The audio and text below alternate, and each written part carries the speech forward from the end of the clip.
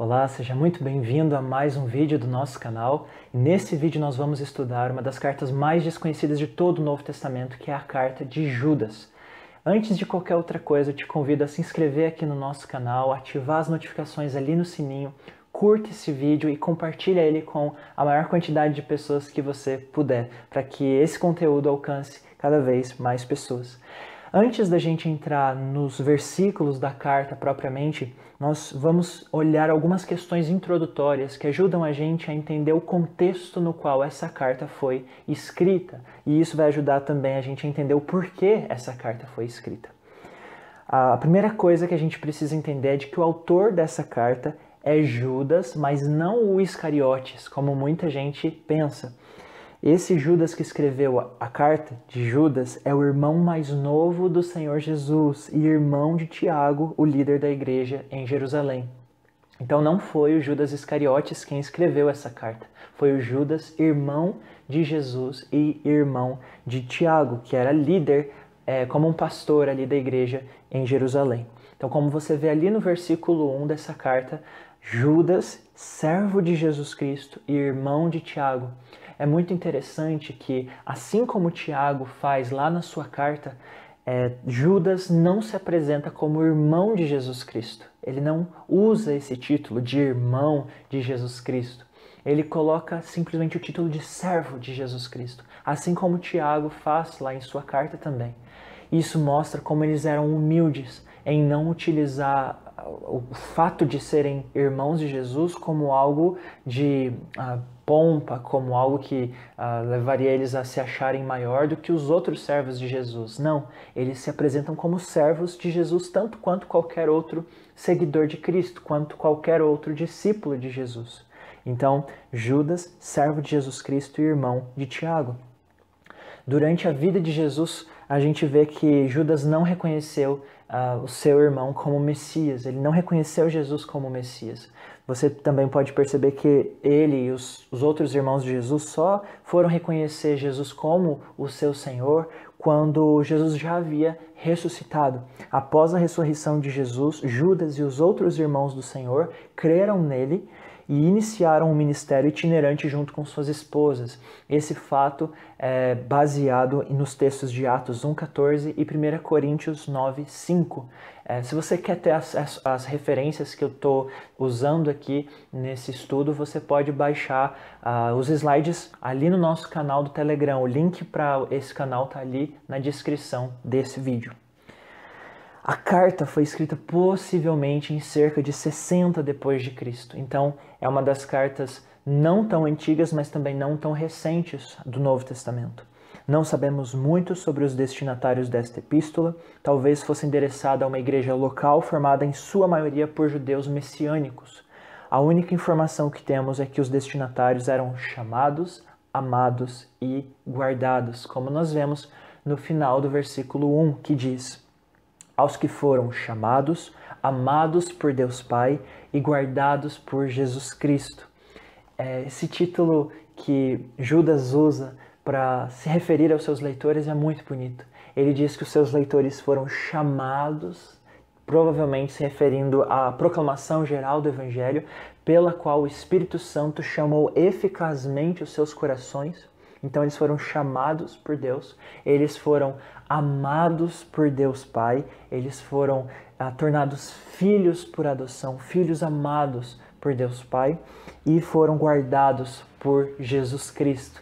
Esse fato de serem guardados por Cristo vai se mostrar muito precioso durante todo o conteúdo dessa carta e especificamente ao final desta carta, mas nós vamos chegar lá daqui a pouco. E versículo 2, a saudação: misericórdia, paz e amor sejam multiplicados a vocês. Judas foge da tão tradicional saudação, graça e paz. Ele usa uma saudação um pouco diferente, misericórdia, paz e amor. Mas, de qualquer forma, continua sendo um desejo de bênção de Deus sobre os leitores desta carta. E aqui, então, a partir do versículo 3, Judas fala sobre qual é o tema, qual o assunto que ele quer tratar nesta epístola, nesta carta. E nós podemos resumir esse assunto como luta pela fé. Ele quer desafiar os seus leitores a lutarem pela fé. Como você vê ali no início do versículo 3, ele chama os seus leitores de amados, o que nos faz lembrar do fato de que eles são amados por Deus Pai, mas também de que eles são amados pelo próprio Judas, através dessa irmandade que Cristo cria entre o seu povo, entre os seus discípulos. Você vê esse título repetido ali no versículo 17 e lá no versículo 20 também. Ele diz: amados, embora estivesse muito ansioso para escrever a vocês acerca da salvação que compartilhamos. Então Judas já diz: olha, eu estava muito ansioso, com muita expectativa para escrever para vocês sobre a salvação que a gente compartilha. Talvez a carta que Judas desejava escrever seria mais ou menos com um conteúdo como o de Romanos, que fala sobre o que é o Evangelho, como é essa salvação que nós compartilhamos em Cristo Jesus. Mas ele sentiu que era necessário escrever, insistindo que batalhassem pela fé, de uma vez por todas confiada aos santos. E nós podemos entender essa fé, de uma vez por todas confiada aos santos, como o próprio conteúdo do Evangelho. A morte, a vida e a ressurreição de Jesus Cristo. Esse era o conteúdo do Evangelho, a fé que uma vez por todas foi confiada aos santos. E por esse Evangelho eles deveriam batalhar. Então a carta que a princípio deveria ser uma carta de teologia, talvez uma carta mais doutrinária, se torna aqui uma carta de encorajamento apologético. É uma carta, Judas aqui é uma carta de encorajamento à defesa do Evangelho, à batalha pela verdade da fé que uma vez por todas foi confiada aos santos. E versículo 4 diz: pois, e isso é o porquê que eles devem batalhar pela fé, pois certos homens cuja condenação já estava sentenciada há muito tempo infiltraram-se dissimuladamente no meio de vocês. Essa é a razão pela qual os leitores dessa carta deveriam batalhar pela fé. A razão é que falsos profetas, falsos mestres estavam entrando nesses grupos, entrando nessas igrejas, talvez especificamente nessa igreja local para a qual Judas estava escrevendo essa carta. Então eles estavam dissimuladamente se infiltrando no meio deles. Dissimuladamente porque eles não faziam isso de um modo descarado, eles não chegavam de uma maneira abertamente contrária ao Evangelho, eles chegavam com uma aparência de santidade, com uma aparência de ortodoxia, mas aos poucos eles iam se mostrando contrários a toda a verdade do Evangelho. Eles iam se mostrando em conduta, em prática, totalmente opostos àquilo que a verdade do Evangelho trazia. Ele diz: estes são ímpios, transformaram a graça de nosso Deus em libertinagem e negam Jesus Cristo, nosso único soberano e Senhor. Logo nesse versículo 4, Judas expõe os três principais erros que os falsos mestres estavam cometendo. Em primeiro lugar, eles eram ímpios, ou seja, eles eram impiedosos, eles não tinham piedade para com Deus. Eles eram incrédulos. Em segundo lugar, eles transformaram a graça de nosso Deus em libertinagem, ou seja, eles afirmavam que Jesus já nos purificou de todo pecado, então nós podemos pecar à vontade. Jesus já nos perdoou de tudo, até dos pecados que nós haveremos de cometer, então nós podemos pecar à vontade, estamos livres para pecar. Então eles transformaram a graça de Deus em libertinagem, eles estavam vivendo em imoralidade. E o terceiro erro deles é de que eles negavam Jesus Cristo como autoridade, nosso único soberano e Senhor. Eles negavam a autoridade divina e única de Jesus Cristo. Ou seja, eles eram irreverentes, eles eram impiedosos, incrédulos, eles eram imorais e eles eram irreverentes. Esses três pecados nós vamos ver sendo expostos durante toda esta carta. Então, a partir daqui, Judas começa a acusar os falsos mestres. Ele levanta uma acusação contra esses falsos mestres e em várias partes, ele faz essa acusação em várias sessões, em várias partes com vários argumentos. E o primeiro deles são três alertas do passado. Então ele diz ali no versículo 5, embora vocês já tenham conhecimento de tudo isso, quero lembrá-los. Olha só, o que Judas vai fazer aqui em sua carta é trazer exemplos do passado muito conhecidos no contexto judaico, o que nos dá a impressão de que a maior parte dos cristãos dessa igreja para a qual Judas estava escrevendo, a maior parte desses cristãos possivelmente eram de origem judaica, eram judeus convertidos ao cristianismo. Por isso eles já tinham conhecimento de todas essas histórias do passado, mas Judas queria aqui, através desta carta, lembrá-los dessas verdades, dessas histórias. E ele diz assim: quero lembrá-los de que o Senhor libertou um povo do Egito, mas posteriormente destruiu os que não creram. Olha só, nessa primeira história que ele traz a lembrança, ele mostra a incredulidade. E aqui, se você está acompanhando os slides, eu coloquei um slide com incredulidade, irreverência e imoralidade. São exatamente esses 3 pecados que Judas começa a apontar através dessas histórias do passado aqui. Então a primeira delas é justamente essa história do passado, onde o Senhor libertou do Egito um povo, mas posteriormente destruiu no deserto aqueles que não creram, aqueles que foram incrédulos. Deus libertou um povo inteiro lá da escravidão do Egito. Ele tirou o povo hebreu de lá e no meio da caminhada de 40 anos pelo deserto, ele foi derrubando, ele foi destruindo todos os incrédulos, aqueles que não confiaram nele e no seu poder e no seu amor. Nós podemos ver que esse é um pecado de incredulidade e nós vemos talvez um dos fatos mais evidentes da incredulidade desse povo lá em Números capítulo 14. E aqui, no versículo seguinte, no versículo 6, há um fato interessante. A partir daqui, Judas começa a fazer menções, uso de livros apócrifos. O que para muitas pessoas é algo até escandaloso. Para muitas pessoas isso é até uma barreira para acreditar que Judas é um livro de fato inspirado por Deus. Mas isso não deveria ser um problema. Em primeiro lugar, nós precisamos ver que vários autores do Novo Testamento também fazem uso de livros que não eram inspirados por Deus. Por exemplo, Paulo, ali em Atos 17, e também em Tito, faz menção a poetas gregos, faz menção a poetas não convertidos ao cristianismo. Ele pega as ideias dessas pessoas emprestadas para confirmar a verdade do seu ensino no Evangelho. A mesma coisa Judas faz aqui. Ele usa livros apócrifos que eram muito conhecidos pelos seus leitores naquela época, para que justamente eles compreendam exatamente qual a mensagem que ele está querendo transmitir aqui. Então, o uso de livros apócrifos em Judas não é um problema. Se você quer saber mais sobre isso, você pode ver, por exemplo, um livro dos 2 Dedos de Teologia, aqui mesmo no YouTube. Eu posso colocar o link aqui no card, aqui em cima, e você pode ver isso com mais detalhes depois. Mas no versículo 6 você percebe a primeira menção que Judas faz a um livro apócrifo. Ele diz assim: e quanto aos anjos que não conservaram suas posições de autoridade, mas abandonaram sua própria morada, ele os tem guardado em trevas, presos com correntes eternas para o juízo do grande dia. Então perceba que esses anjos que não conservaram sua posição de autoridade, mas abandonaram sua própria morada, eles cometeram um ato de irreverência contra Deus. Eles abandonaram a posição de obediência e de submissão que deveriam manter.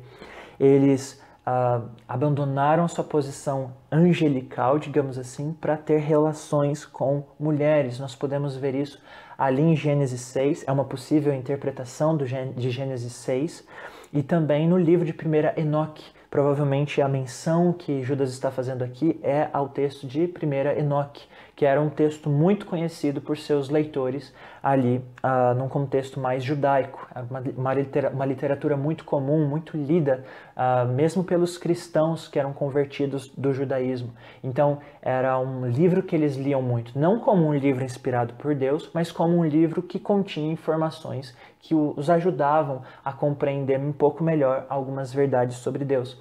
É mais ou menos o que nós fazemos hoje com vários e vários livros que nós temos acesso, como esses que eu tenho aqui. Então nós não lemos apenas a Bíblia. A Bíblia é o único livro que nós temos como inspirado por Deus, mas nós também lemos outros livros que podem ajudar a gente a entender algumas verdades contidas ali na Bíblia. Então, mais ou menos é o que Judas faz aqui, mencionando esse texto de Enoque, fazendo referência a esses anjos que foram irreverentes. E eles foram punidos por essa irreverência. O próprio texto de Judas diz que Deus tem guardado em trevas esses anjos irreverentes, prendendo eles com correntes eternas para o juízo do grande dia. Versículo 7 diz: de modo semelhante a esses, Sodoma e Gomorra e as cidades em redor se entregaram à imoralidade e às relações sexuais antinaturais. Isso é uma referência a Gênesis capítulo 19.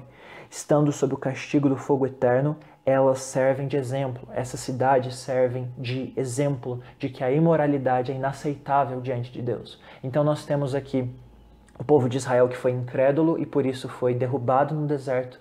Nós temos ali os anjos que foram irreverentes e por isso foram mantidos em correntes para o dia do juízo. E nós temos aqui as cidades de Sodoma e Gomorra que foram imorais e por isso foram castigadas com fogo eterno. Então nós temos esses três exemplos do passado que nos mostram que irreverência, incredulidade e imoralidade não são pecados à toa, são pecados que Deus leva muito a sério. E eram justamente esses pecados que os falsos mestres estavam cometendo no meio dessa igreja para a qual Judas estava escrevendo sua carta.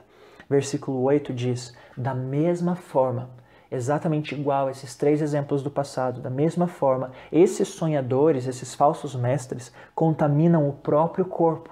Isso é imoralidade. Rejeitam as autoridades, isso é irreverência, e difamam os seres celestiais, isso é incredulidade.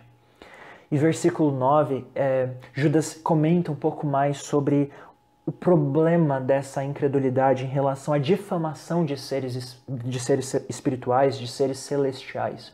Os falsos mestres estavam zombando, difamando seres espirituais. Estavam tendo essa irreverência, essa incredulidade ao que era sobrenatural. E por isso, no versículo 9, Judas cita mais uma vez um livro apócrifo que é o Testamento de Moisés. E ali nesse livro do Testamento de Moisés é relatada a seguinte passagem, a seguinte história. Judas diz: contudo, nem mesmo o arcanjo Miguel, quando estava disputando com o diabo acerca do corpo de Moisés, ousou fazer acusação injuriosa contra ele, mas disse: o Senhor o repreenda. Então, o que Judas está querendo dizer aqui com essa passagem de o Testamento de Moisés, é dizendo: olha, nem o arcanjo Miguel ousou difamar o ser espiritual, ou seja, Satanás, quando estava em disputa com ele em relação ao corpo de Moisés. Sobre essa história, nós não sabemos o quanto disso Judas estava afirmando. Pode ser que simplesmente ele estava mencionando como um exemplo, mas pode ser que ele realmente estava afirmando isso como um fato que aconteceu, né, no passado. Mas independente de se essa história da batalha entre Miguel e o diabo ser real ou não, independente disso, nós sabemos que Judas estava mencionando essa história como um exemplo de que nós não devemos difamar os seres espirituais. Nem mesmo Miguel, o arcanjo, difamou Satanás. Pelo contrário, ele apelou para a autoridade de Deus. Ele disse: que o Senhor te repreenda. Ele não ousou se colocar sobre Satanás dessa maneira. Ele apelou para a autoridade de Deus. Então, nós podemos ver que Miguel foi respeitoso, talvez nós podemos dizer aqui. Ele respeitou essas autoridades espirituais. E quando eu digo respeitar as autoridades espirituais, eu não digo no sentido de reverenciar ou no sentido de prestar culto ou adoração. Obviamente que não, mas no sentido de que nós não devemos zombar ou escarnecer de seres espirituais. Esses homens faziam isso, esses falsos mestres difamavam e escarneciam, zombavam dessas forças espirituais que eles nem entendiam direito. O versículo 10 diz isso. Todavia, esses tais difamam tudo o que não entendem. Eles nem entendem nada sobre essas questões espirituais e ficam difamando, ficam falando de uma forma zombeteira sobre essas coisas que eles não entendem. E as coisas que eles entendem por instinto, como animais irracionais, nessas mesmas coisas se corrompem. Então aquilo que eles não entendem, eles difamam. E aquilo que eles entendem por instinto, como se fossem animais irracionais, nessas mesmas coisas eles se corrompem. Naquilo que eles entendem, eles distorcem. Aquilo que eles entendem, eles usam para imoralidade como um pretexto de maldade. E então, a partir dos próximos versículos, Judas faz o uso de mais 3 exemplos do Antigo Testamento para mostrar de fato como esses falsos mestres são terríveis diante de Deus e no meio do povo de Deus. Versículo 11 diz: ai deles.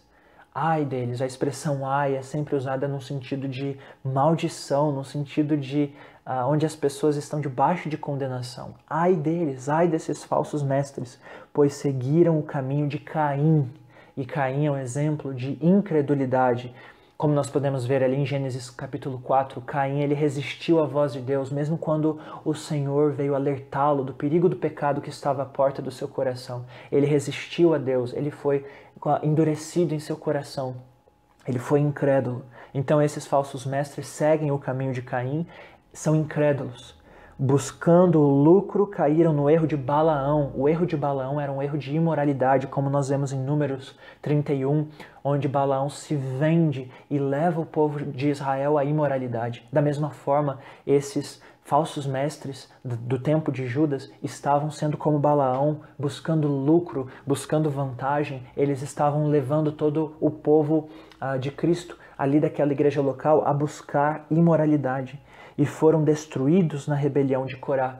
E aqui ele diz o terceiro exemplo ali do Antigo Testamento, onde Corá é mencionado ali em Números 16, que foi um erro de irreverência. Corá desrespeitou a autoridade de Moisés e de Arão, buscando a si mesmo uma autoridade espiritual. Então Judas faz uso de Caim, Balaão e Corá como exemplos de incredulidade, imoralidade e irreverência, tais como os falsos mestres que estavam ameaçando essa igreja local.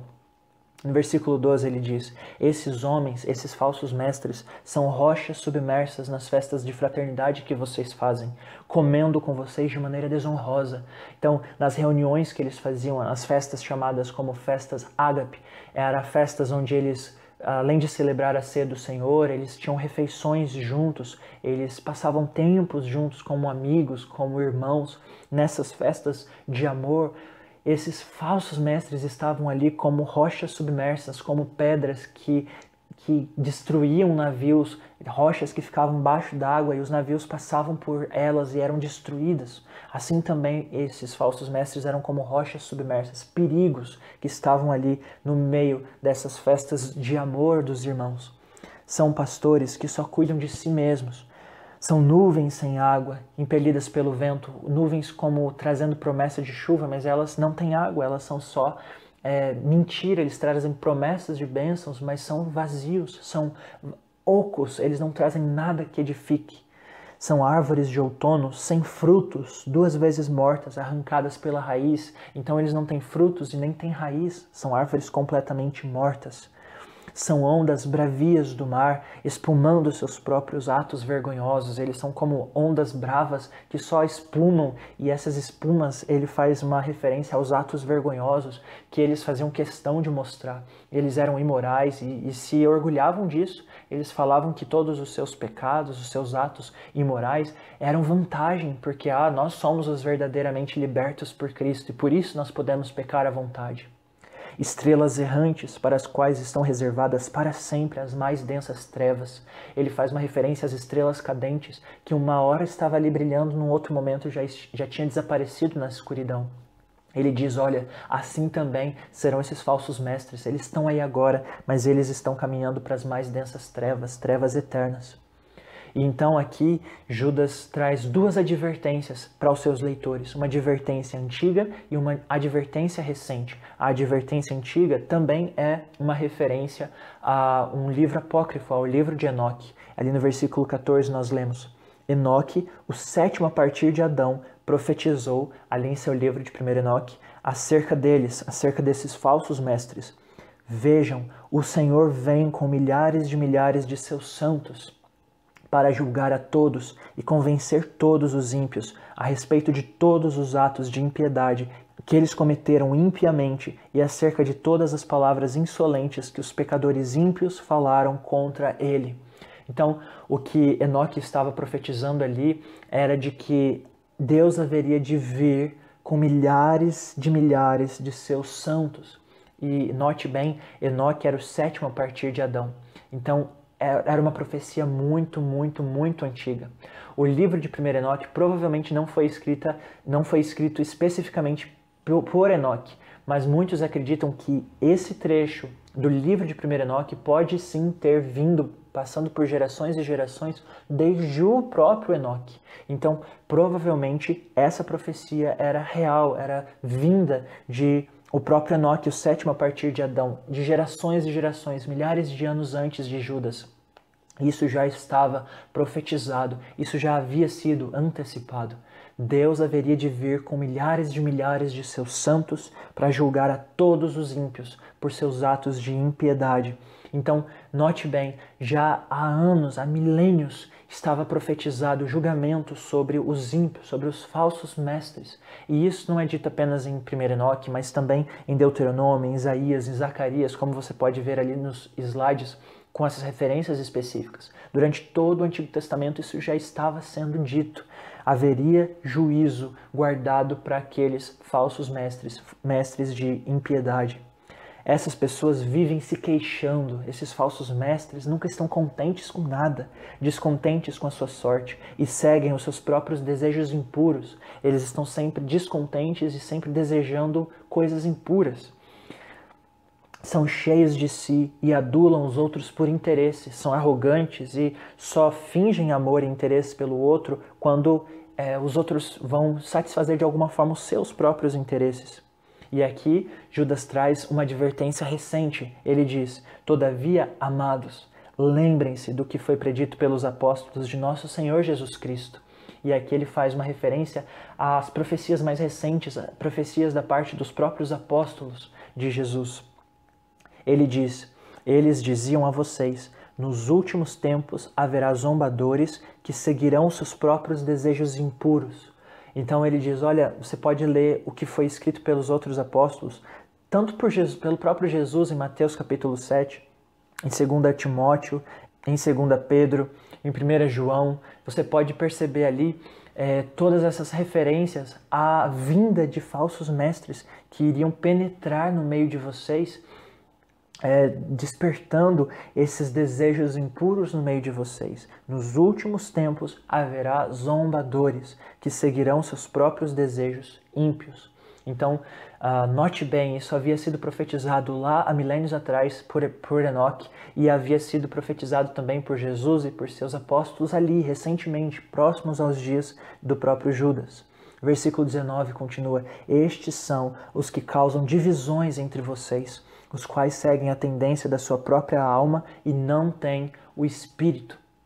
Judas diz bem claramente, olha, esses são aí os que estão provocando divisões no meio de vocês, achando que existem aqueles que são superiores e aqueles que são inferiores, os que têm mais espiritualidade, os que têm menos espiritualidade. Esses que causam essas divisões, essas hierarquias no meio de vocês, são pessoas que não têm o Espírito, eles seguem simplesmente os impulsos e as tendências da própria alma. E essas são as últimas palavras que Judas traz para os seus leitores com passos práticos, o que eles deveriam fazer após a leitura desta carta. Ele diz no versículo 20, edifiquem-se, porém, amados. Mais uma vez ele se refere a eles como irmãos amados. Edifiquem-se uns aos outros na santíssima fé que vocês têm, que é nada mais, nada menos do que o Evangelho. Edifiquem-se no Evangelho. Lembrem uns aos outros das verdades do Evangelho, de quem vocês são em Cristo, de qual foi a obra de Cristo em favor de vocês. Edifiquem-se nisso, fortaleçam-se nisso, orando no Espírito Santo. Ele diz, orem no Espírito Santo. Vocês têm o Espírito Santo com vocês. Os falsos mestres não têm o Espírito, mas vocês têm. Então orem uns pelos outros, uns com os outros, para que o Espírito os fortaleça, para que Deus os fortifique no meio dessa batalha espiritual que tem acontecido entre vocês. Mantenham-se no amor de Deus. Lembra lá no versículo 1, quando ele diz que vocês são amados por Deus Pai? Ele diz, mantenham-se nesse amor. Fiquem debaixo do amor que Deus Pai tem sobre vocês. Mantenham-se na família de Deus, mantenham-se debaixo do amor de Deus. Enquanto esperam que a misericórdia, lembra no versículo 2, na saudação, misericórdia sobre vós, multipliquem-se sobre vós. enquanto esperam que a misericórdia de nosso Senhor Jesus Cristo os leve para a vida eterna. Então ele diz, a misericórdia de Cristo está sobre vocês, levando vocês pouco a pouco para a vida eterna, mas enquanto essa misericórdia vai conduzindo vocês até a vida eterna, mantenham-se firmes no amor de Deus. Tenham compaixão daqueles que duvidam. Você percebe aqueles que estão sendo quase enganados pelos falsos mestres? Tenham compaixão deles. Ajude eles a entender qual é a verdade do Evangelho. Vá lá, tenha compaixão deles. Relembre-os da verdade que os salvou em Cristo Jesus. A outros, salvem arrebatando-os do fogo. Aqui a ideia é quase como alguém que já está seguindo as ideias dos falsos mestres. Ele diz, arrebate-os como do fogo. Salvem-nos.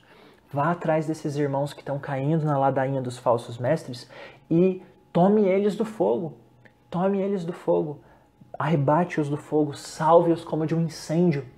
A outros ainda mostrem misericórdia com temor. A ideia é de esses que já caíram na falsa ideia dos mestres enganadores. Esses que já caíram na heresia, a esses mostrem misericórdia. Não é para vocês odiá-los, não é para vocês perseguirem esses irmãos, não é para vocês criticá-los, humilhá-los, não é essa a ideia.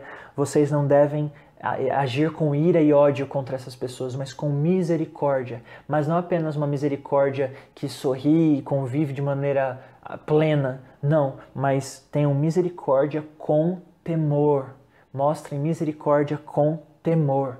Então é uma misericórdia que tem o seu receio, né? Não é uma misericórdia que se entrega assim com um sorriso, né? Com uma coisa tão fácil e colorida, não. A ideia é de você mostrar misericórdia para essas pessoas que estão se perdendo na mentira, mas uma misericórdia com temor, odiando até a roupa contaminada pela carne. Essa ideia de que não é para odiar no sentido de ter nojo, mas no sentido de, olha, eles estão debaixo de condenação, eles estão caminhando em uma mentira que os leva à condenação. Então, não fique convivendo com eles de tão perto, porque eles podem te contaminar, ou seja, eles podem te convencer a seguir essa mentira também. Então, mantenha-se distante desses falsos mestres e das pessoas que já estão caminhando com eles em suas mentiras.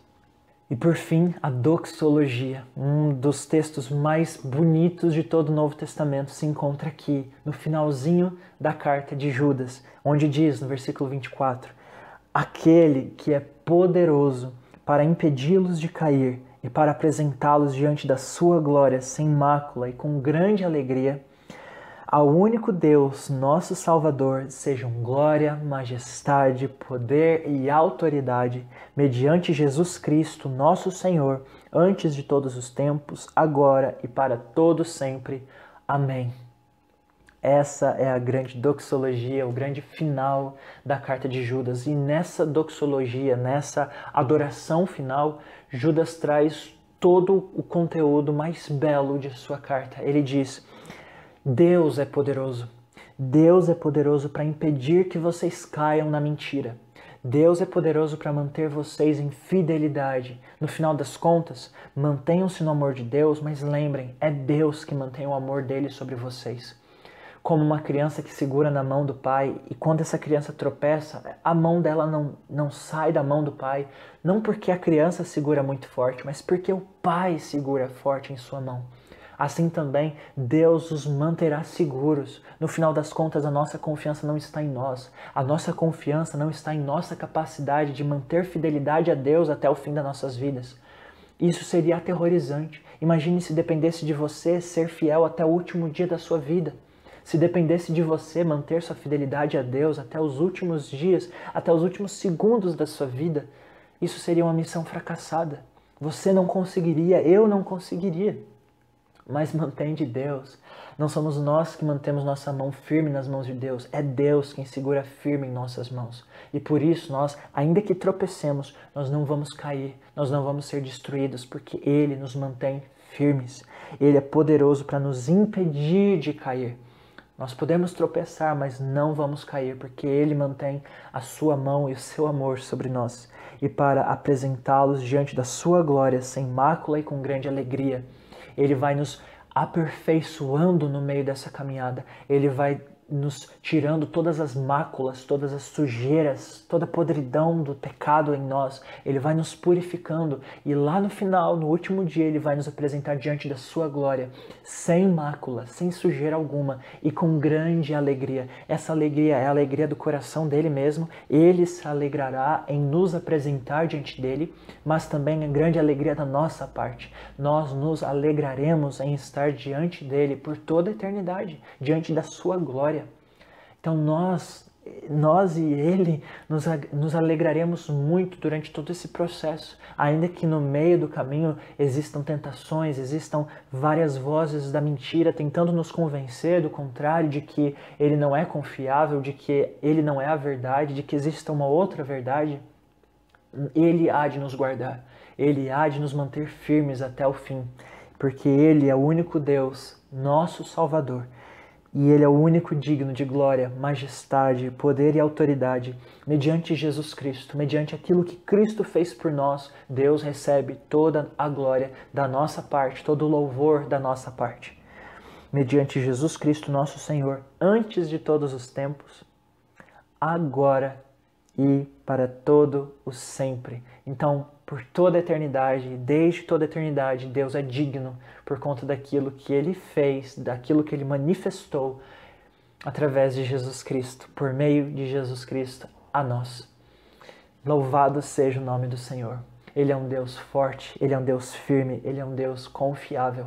A Ele toda a glória. E para nós encerrarmos esse vídeo e esse estudo, eu queria trazer duas sugestões de aplicação para você. A primeira delas é que a ortopraxia é fruto de uma ortodoxia saudável. A ortopraxia nada mais é do que uma vida correta. A vida correta é fruto de um crer correto. Quando você crer de modo correto, quando você crer numa fé saudável, numa fé ortodoxa, você vai ter uma ortopraxia. Ou seja, você vai ter um comportamento, uma conduta correta. A ortopraxia é fruto de uma ortodoxia saudável. Judas não combate a heresia dos falsos mestres de uma forma teórica ou argumentativa. Você percebe que estudando essa carta, nós nem conseguimos definir exatamente qual era o pensamento errado desses falsos mestres. Ele prioriza a sua atenção sobre os efeitos imorais das heresias na conduta dos falsos mestres. Então Judas aponta como essa mentira, seja lá qual for a mentira que estava convencendo o coração dos falsos mestres, essa mentira estava brotando com uma conduta imoral, uma conduta incoerente com a conduta daqueles que creem no verdadeiro evangelho.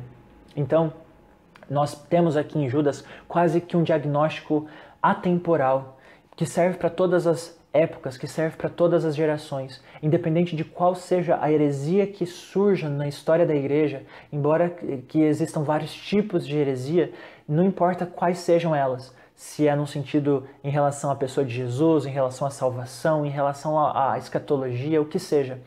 Se há uma heresia, essa heresia vai gerar uma conduta incoerente com a conduta que se espera de alguém que crê no verdadeiro evangelho. Então a heresia provoca uma conduta distorcida. A heresia provoca uma fala distorcida, um relacionamento distorcido, um tratar distorcido. Então, nós podemos olhar para a conduta imoral e perceber que há uma crença imoral, uma crença herética, uma crença errada por trás desse comportamento errado. E a segunda aplicação é a ideia de contextualização. A contextualização é a chave para uma boa comunicação. Perceba que, mesmo que Judas muito provavelmente não considerasse os livros não canônicos como sendo inspirados por Deus, ele faz citações de alguns de seus trechos que já eram bem conhecidos por seus leitores. Então aqui eu volto a tratar sobre a questão dos apócrifos, tanto 1 Enoque quanto o Testamento de Moisés, que são os dois que Judas faz uso aqui em seu livro. Muito provavelmente Judas não considerasse esses livros como inspirados por Deus. Provavelmente para ele não eram inspirados por Deus, realmente. Mas ele sabia que os seus leitores conheciam esses livros. Ele sabia que os seus leitores eram familiarizados com o conteúdo dessas obras. Então o que ele faz? Ele menciona as ideias que condizem com o verdadeiro evangelho, que condizem com a verdade.